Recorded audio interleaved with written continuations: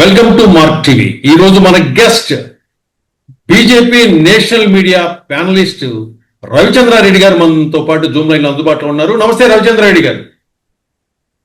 Sir నమస్కారం.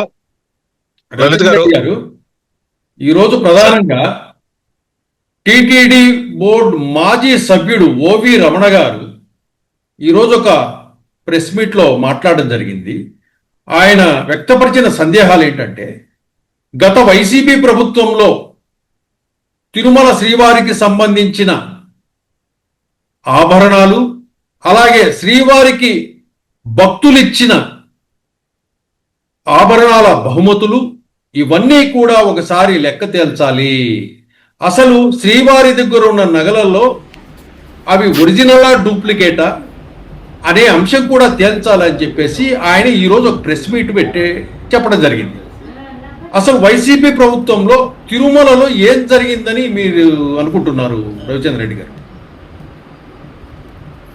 Sir అందరికీ నమస్కారం. మార్క్ టీవీ ప్రేక్షకులందరికీ నమస్కారం.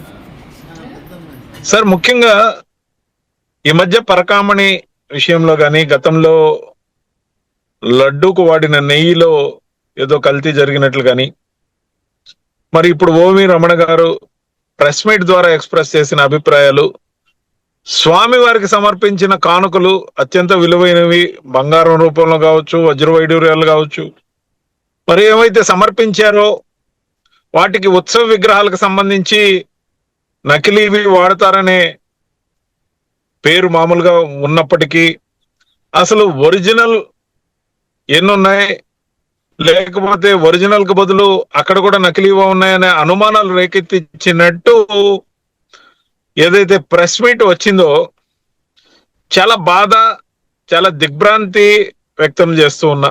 ఎందుకంటే శ్రీవారి భక్తుడుగా మా ఇంటి విలవేల్పు అయిన శ్రీ వెంకటేశ్వర స్వామిని అత్యంత భక్తి శ్రద్ధలతో పూజించడం రోజు అలవాటు. తిరుమల కొండకు దర్శనానికి రావడం అనేది ఒక మహద్భాగ్యం. ఆయన దర్శనంతో పాటు లడ్డు ప్రసాదం స్వీకరించడం ఒక అదృష్టం. శ్రీవారిని దర్శించుకుంటే అన్ని కష్టాలు తొలగిపోతాయని నమ్మకం ఉన్న అశేషమైన భక్తజన వాహిని అక్రాస్ ద గ్లోబ్ కొన్ని కోట్ల మంది మనోభావాలు దెబ్బతింటున్నాయి.